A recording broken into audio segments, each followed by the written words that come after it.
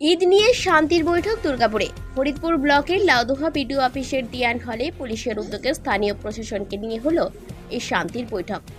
ছিলেন আসানসোল দুর্গাপুর পুলিশের ACP Andal Pintu Saha, CIB Pintu Mukhopadhyay, Durgapur Faridpur থানার আধিকারিক বিজয় দলপতি সহ অন্যান্য বিশিষ্টজনেরাও ছিলেন।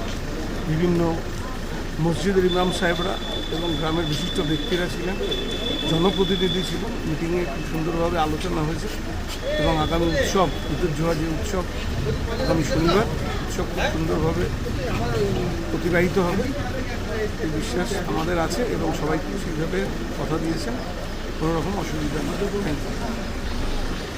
দুর্গাপুর ফরিদপুরের লাউদোহা ব্লকে 19টি এলাকার মসজিদ ও নামাজ কমিটির প্রতিনিধিরা বুধবারের এই শান্তির বৈঠকে অংশ নিয়েছিলেন।